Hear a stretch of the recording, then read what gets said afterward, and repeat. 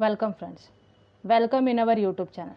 पिछले कई कड़ियों से हम QMS के वेरियस क्लॉजेस देख रहे हैं, उसके रिक्वायरमेंट्स पिक्टोरियल के थ्रू जान रहे हैं ताकि आपको समझने में आसानी हो। आज का हमारा क्लॉज है clause number 5, that is leadership. Leadership ये क्लॉज मेनली एप्लीकेबल होता है top management of the organization को, जो क्वालिटी मैनेजमेंट सिस्टम में बहुत ही महत्वपूर्ण रोल को प्ले करता है, क्योंकि सिस्टम इनके कमिटमेंट के द्वारा कंप्लीट ही नहीं हो सकती। इनका कमिटमेंट इसमें बहुत ही इंपॉर्टेंट रोल प्ले करता है। तो इसमें 4 मेन सब क्लॉजेस है। पहला है लीडरशिप एंड कमिटमेंट, सेकंड है कस्टमर का फोकस, थर्ड है कि क्वालिटी पॉलिसी को एस्टेब्लिश कैसे करें और स्टैंडर्ड के रिक्वायरमेंट्स को क्वालिटी पॉलिसी में कैसे फुलफ़िल कर सकते हैं, और इसका चौथा पार्ट है ऑर्गेनाइजेशन के role and responsibilities and authorities based on the standard कैसे डिफाइन करें। तो हम स्टेप बाय स्टेप जाते हैं। तो इसका पहला स्टेप आता है, जो भी क्वालिटी मैनेजमेंट सिस्टम को हम एस्टेब्लिश करने जा रहे हैं या उसकी शुरुआत करने जा रहे हैं, तो उसकी अकाउंटेबिलिटी होनी चाहिए और टैप मैनेजमेंट को उसको देखना पड़ेगा। सेकेंड आता है, उसमें प्रोसेस अप्रोच को भी उनको देखना पड़ेगा कि जो भी इनपुट, प्रोसेस एंड आउटपुट हम लोग डिसाइड कर रहे हैं, क्या वो स्टैंडर्ड की रिक्वायरमेंट फुलफ़िल कर रहे हैं कि नहीं कर रहे, कि उसमें कुछ गैप्स आ रहे हैं, उसमें पोटेंशियल रिस्क आने के चांसेस क्या है, क्या अपॉर्चुनिटीज़ आ सकती है।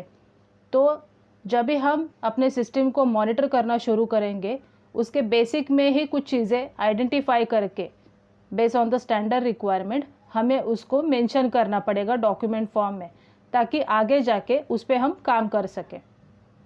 दूसरा आता है कि ऑब्जेक्टिव्स कुछ डिसाइड करने पड़ेंगे। जो भी गोल्स है, डिज़ायर्ड गोल, हर एक प्रोसेस के कुछ ना कुछ गोल्स आपको डिसाइड करने पड़ेंगे। फॉर एग्जांपल, अगर हम मार्केटिंग को कुछ गोल देना चाहते हैं तो इसमें 3 गोल इंपॉर्टेंट रहते हैं, that is on time delivery, second है कस्टमर का सेटिस्फैक्शन, थर्ड हो सकता है कि सेल्स ग्रोथ। एवरी ईयर हमें कुछ परसेंटेज की सेल्स ग्रोथ मार्केटिंग के थ्रू होनी चाहिए। अगर प्रोडक्शन को हम कुछ गोल देना चाहते हैं तो that is also on time delivery in the production department. Secondly, उनको क्वालिटी मेंटेन करना है। थर्ड हो सकता है कि रिवर्क कम करना पड़े, मशीन का मेंटेनेंस ऑन टाइम हो। ये सारे गोल्स हम डिपार्टमेंट को दे सकते हैं। ऐसे जितने भी वेरियस डिपार्टमेंट आपके ऑर्गेनाइजेशन में है, उसको वेरियस गोल देने हैं। सेकेंड आता है क्वालिटी पॉलिसी एस्टेब्लिश करना। तो क्वालिटी पॉलिसी में ऑर्गेनाइजेशन और टॉप मैनेजमेंट जो भी कमिट कर रहा है कस्टमर को, वो सारे पॉलिसी में पॉइंट्स एंटर होने चाहिए, इंक्लूडिंग बेस्ड ऑन दैट हमारे ऑब्जेक्टिव्स डिसाइड होंगे। इसका नेक्स्ट पार्ट आता है कि जब भी क्वालिटी ऑब्जेक्टिव्स हम डिफाइन करने जा रहे हैं, तो टॉप मैनेजमेंट को ये भी देखना पड़ेगा कि उनके पास सारे रिसोर्सेज अवेलेबल है कि नहीं है, क्योंकि बिकॉज ऑफ द रिसोर्सेज कोई भी एक्टिविटी को फुलफिल नहीं कर सकते और फिर उसमें प्रॉब्लम्स आने के चांसेस बढ़ते रहेंगे और रिपीटेड प्रॉब्लम्स वही आपको आइडेंटिफाई करते रहेंगे कि ये रिसोर्सेज अवेलेबल नहीं है। 5M रिसोर्सेज यहाँ पे हमने मेंशन किए हैं। तो फर्स्ट है मैन, सेकंड है मेथड, थर्ड है मशीन, फोर्थ है मटेरियल एंड फिफ्थ है मनी। ये 5 रिसोर्सेज कोई भी ऑर्गेनाइजेशन के लिए बहुत ही महत्वपूर्ण काम करते हैं। ये 5 रिसोर्स में से अगर एक भी नहीं होगा तो एक्टिविटी कंप्लीट नहीं हो सकती। ये रिपीटेड प्रॉब्लम्स में रिफ्लेक्ट होते रहेंगे। इसके लिए इसकी अवेलेबिलिटी है कि नहीं, कहाँ पे गैप्स है, उसको आइडेंटिफाई करके टॉप मैनेजमेंट को इसको क्लियर करके देना पड़ेगा। नेक्स्ट आता है कि हम क्वालिटी मैनेजमेंट सिस्टम को क्यों इम्प्लीमेंट करने जा रहे हैं, तो उसका इंपॉर्टेंस टॉप मैनेजमेंट को अपने एम्प्लॉयज़ को बताना पड़ेगा। बेस्ड ऑन द अलग अलग फॉर्म्स में वो बता सकते हैं। क्वालिटी पॉलिसी और ऑब्जेक्टिव्स एक बार डिसाइड करने के बाद अगर आपकी वेबसाइट है तो उस पर डाल सकते हैं। डॉक्यूमेंटेड फॉर्म में आप as a objective documented form में डिस्प्ले कर सकते हैं डिपार्टमेंट्स में, या फिर जितने भी अवेयरनेस ट्रेनिंग्स कंडक्ट किए जाएंगे उसमें आप अपने एम्प्लॉयज़ के साथ डिस्कस कर सकते हैं। ये वेरियस तरीके से कम्युनिकेशन होना चाहिए ताकि जो भी एम्प्लॉयज़ है उनको पता चलना चाहिए कि क्या ऑब्जेक्टिव्स हमारे डिसाइड किए हैं, क्या अपनी कंपनी की पॉलिसी है और टॉप मैनेजमेंट हमसे क्या एक्सपेक्ट करता है।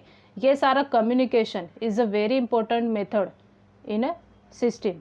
सो उसको करना इज़ द टॉप मैनेजमेंट की रिस्पॉन्सिबिलिटी हो जाता है। नेक्स्ट है कि engaging, directing and supporting person to contribute the effectiveness of the quality management system. हर एक डिपार्टमेंट को एक दूसरे का सपोर्ट करना पड़ेगा, टॉप मैनेजमेंट को भी उसमें इन्वॉल्व होना पड़ेगा, और अगर उनको कुछ डायरेक्शन की ज़रूरत है, कहीं भी डिपार्टमेंट जाके अटकता है तो उनको बताने की ज़रूरत है। ऐसा नहीं कि ऑन टाइम डिलीवरी तो मार्केटिंग का टारगेट है या सेल्स का टारगेट है, तो प्रोडक्शन और परचेस का उससे कुछ लेना देना मार्केटिंग देखेगा। ऐसे नहीं हो सकता, बिकॉज अगर purchase on time material procurement करता है तो ही प्रोडक्शन ऑन टाइम बना सकता है, और अगर प्रोडक्शन ऑन टाइम बना सकता है तो ही मार्केटिंग अपनी सेल को अचीव कर सकता है। तो ये सारा चेन सिस्टम है। तो एक दूसरे को सपोर्ट करना, अगर कदर अटक जाते हैं तो उनको डायरेक्शंस देना, और पीपल का इन्वॉल्वमेंट, उनका एंगेजमेंट को बनाए रखना, that is commitment should be done by from top management. Next इसका आता है कि हर टाइम प्रोसेस में इम्प्रूवमेंट होनी ज़रूरी है। अगर आप ए तरीके से अभी मेथड यूज़ करके किसी प्रोडक्ट को बना रहे हैं, लेकिन आपको कस्टमर कंप्लेंट्स आ रहे हैं या कस्टमर आपको कुछ सजेशन दे रहे कि इस तरीके से नहीं, हमें इस तरीके से प्रोडक्ट को मिलना चाहिए, तो उसके थ्रू अगर प्रोसेस की इम्प्रूवमेंट्स नहीं हुई तो आगे जाके ऑर्डर्स आने में प्रॉब्लम हो सकते हैं, या फिर आपने जो भी डिज़ायर्ड गोल्स है या डिज़ायर्ड आपके ऑब्जेक्टिव्स है उसको आप अचीव नहीं कर पाएंगे। तो इसके लिए प्रोसेस में इम्प्रूवमेंट्स होना ज़रूरी है, और टाइम बाय टाइम उसका एनालिसिस करके, उसके रिजल्ट्स को वेरीफाई करके, करेक्टिव एक्शन लेके उसको वेरीफाई करके आगे निकलना, दैट्स कॉल्ड प्रोसेस इम्प्रूवमेंट। ये होना चाहिए। 5.1.2 में ये क्लॉज बताता है कस्टमर फोकस को। ईच एंड एवरी ऑर्गेनाइजेशन सिर्फ कस्टमर के लिए ही काम करता है, चाहे वो कोई मैन्युफैक्चरिंग रहे, चाहे कोई सर्विस इंडस्ट्री रहे या कोई भी इंडस्ट्री रहे, वो सिर्फ कस्टमर के लिए ही काम करता है। तो हमारे ऑर्गेनाइजेशन का पूरा जो गोल है वो कस्टमर फोकस पे ही डिपेंडेंट, और उसी के सर्विस के लिए काम करना चाहिए। मीन्स ऐसा नहीं कि कस्टमर को स्किप करके आप जैसे चाहिए वैसे प्रोडक्ट बनाओ, लेकिन अगर कस्टमर ही उसको पास नहीं करेगा या वो क्वालिटी को अप्रूव नहीं करेगा तो आपको आपका पेमेंट नहीं मिलने वाला। तो इसके लिए कस्टमर फोकस पे ज़्यादा फोकस करके उसी के बेस ऑन अपने ऑब्जेक्टिव्स, उसी की बेस ऑन अपनी पॉलिसी, और उसी के बेस ऑन आपकी सर्विस और प्रोडक्ट जो भी है वो बनना चाहिए। अदरवाइज़ अगर ये कस्टमर फोकस को हम ध्यान में रख के काम नहीं करेंगे तो आगे जाके बिजनेस में बहुत सारे प्रॉब्लम्स बढ़ते हैं। जैसे कि हमने देखा है कि अभी के जो प्रॉब्लम्स आ रहे हैं, अगर आप कस्टमर की रिक्वायरमेंट्स को फुलफिल नहीं कर पाएंगे तो कंपनी को बंद कर लेते हैं और दूसरे को ही हायर कर लेते हैं। फॉर एग्जांपल अगर हमने अभी देखा है तो रिलायंस का एक उदाहरण ले सकते हैं कि रिलायंस के पहले फ़ोन्स आते थे, लेकिन अभी उसको हायर करके दूसरे फ़ोन्स आने लगे हैं। जियो का नाम अभी बढ़ने लगा है, बट रिलायंस उतना अपने आप को इम्प्रूव नहीं कर पाया जितना जियो ने अपने आप को इम्प्रूव किया। इसके लिए कस्टमर के रिक्वायरमेंट्स बढ़ने लगी, और जियो फ़ोन्स, इवन जियो का नेटवर्क है वो बहुत सारे लोग यूज़ करने लगे।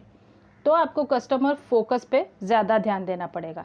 नेक्स्ट आता है कि establishment and communication of the quality policy. जैसे कि हमने कहा पहले ही कि अपने कंपनी की क्वालिटी पॉलिसी को डिफ़ाइन करना पड़ेगा, और वो पॉलिसी डिफ़ाइन करने के बाद वो अपने एम्प्लॉयज़ में कम्युनिकेट करना पड़ेगा। 2-3 तरीके से कम्युनिकेट करना पड़ेगा। एक तो अवेयरनेस ट्रेनिंग में आप उसको डिस्कस कर सकते हैं।